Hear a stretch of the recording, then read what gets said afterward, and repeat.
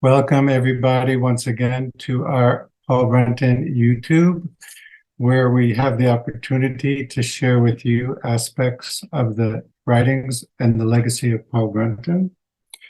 Today, we're going to talk about the sage. What is a sage? And we're taking most of this material from volume 16 of the notebooks, Enlightened Mind, Divine Mind. And just as well to recommend the book, The Short Path to Enlightenment, Instructions for Immediate Awakening, which has a chapter on this theme. Here we are again, me, GRAN, and Michael. We are in Mount Shasta, California, and we want to say thank you to you. Thank you for everyone who is helping us to make this work of diffusing Paul Brunton available for all.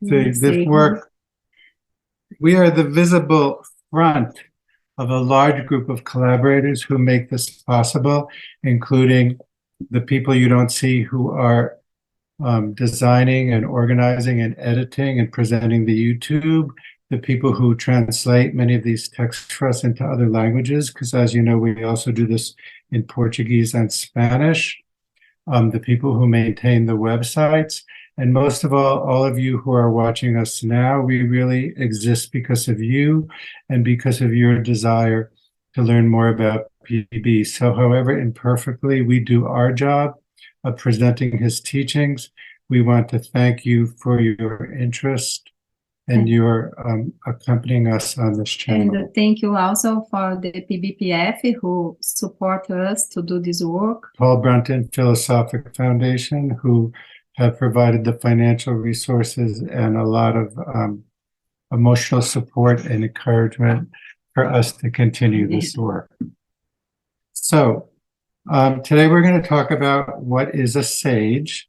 A sage is the ultimate possible achievement for a human being to accomplish in a physical body.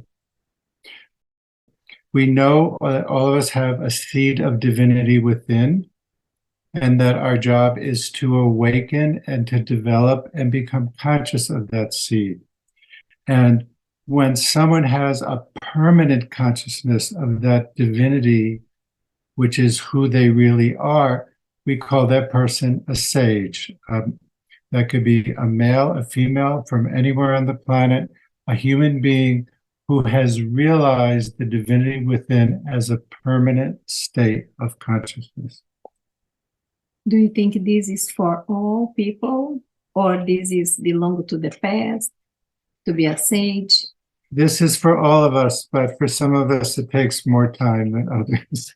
And that is one of the themes we will talk about, that the state of consciousness and the awakening is instantaneous, but the process is one of development and perfection of the personality. So we know of saints and sages who existed in the past, but it's important to know that they exist in the current time. We believe they exist on the planet now. And there are many spiritual teachings which say that the divinity always makes sure that there are some of these people on the planet so that we are not left alone, and that we can have this knowledge presented in a form appropriate to the space and time in which we live. And certainly Paul Brunton is an example of that. He's a person who lived in a world similar to ours, with a mind similar to ours, with a knowledge of modern science and language. So he came here to present these eternal truths to us in a form that we can digest more easily. So the expression of the sage is different, but the consciousness of the sage is the same. If you say that this is for all, and someone like have this instantaneously or take so long, why these differences and what we have to do? So why do some people get it so quickly and other people Yeah. have to be patient? Like, for example, we know from the story of Ramana Maharshi that as a young boy, he would go into these deep states of sleep and he didn't know why. But then one day he wanted to understand what it was to die. So he lied down on the ground and he said, okay, now I'm going to die. And in that process, he had a permanent awakening that never left him. So he got it right away.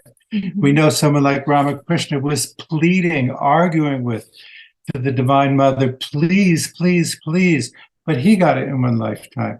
Many of us, it might take many lifetimes. So the process of awakening to our divinity is different. And Paul Brunton calls that the long path. It's a path of development and perfection of the personality, because as they say, if the window is dirty, the sun is there, but it doesn't come through. So if we want the sunlight to come through, we have to clean the window. And the process of cleaning the window, Paul Brunton calls the long path, which is the development of all the aspects of the personality to their fullest in a harmonious balance, so that when we become enlightened, the light shines through without interruption. Does that answer your question? Sort of? So Okay. let it go deeper. Let's go deeper. Okay. Then what is the sage then? Okay, so the sage, How he prepares?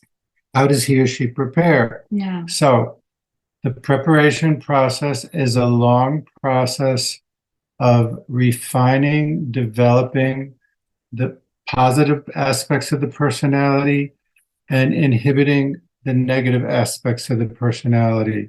So, for example, we've spoken before about the philosophic star. PB uses this example, a star with 5 points, each of them equally balanced, which includes development of the intuition, glimpses, right? That we need to have experiences of the divinity, to learn to concentrate. So we have reflection, which is to think about the divinity, veneration, which is some form of religious devotion, meditation, to learn to concentrate the mind, ethical development, which is really necessary, and service, to serve others. So let's say we develop these 5 points of the star equally, and we've really polished the diamond that is our personality. That's not enough. There's still what we call grace, which is, it's not up to us when we have this experience of illumination. It's not up to us when the light shines through the window. And the moment the light shines through the window, the moment of actual illumination is a moment of grace. And that's not a moment that we have control over. We only have control over the work we have to do, which is enough, which is a lot. So we have to do this work to develop the personality, reflection, veneration, meditation, ethical refinement. And as we do that, we come closer to the opportunity to experience this light or to have glimpses of it, but we don't have control over when it finally comes. Glimpses is something important to understand, because the sage, he has a permanent glimpses, or he has a permanent state of consciousness in the overself, correct? How you explain that? So what is the difference between the mystic and the sage? So let's say we have a temporary exalted experience of our divinity. PB calls that a glimpse because it's temporary. Like you're going on a hike, you're in the middle of all the trees, and all of a sudden there's an opening and you see the mountain where you're headed. You have a glimpse of the goal. You have an experience of the state of consciousness of the goal, and that goes away. So a very developed mystic, as GRAN is asking, a very developed mystic has this ability to shut out the world outside, to go deep within, and to experience their own divinity, or to have a glimpse of it, to go into a state of bliss, of silence, of peace. But then the mystic comes out and the world is still there. So it's not a permanent illumination.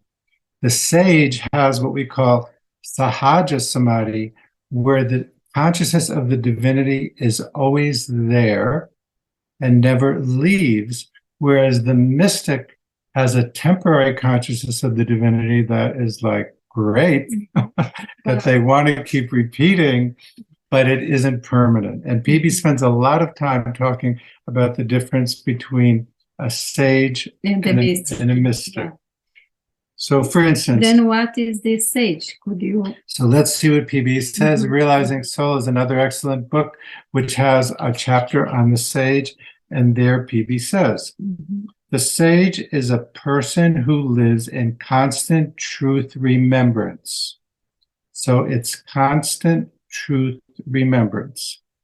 He or she has realized the existence of the Overself, knows that they partake of its life, of the Overself's life, immortal and infinite.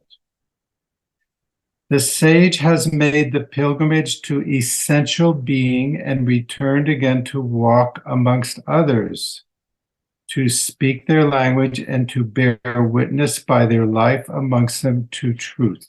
So the sage has this divinity experience, keeps that divinity experience, and with the consciousness of that divinity experience, goes back into the world to help us realize the same. Then the difference is because he keep the constant truth, the constant remembrance. presence, correct? Yeah. Correct. So we can read a quote from PB.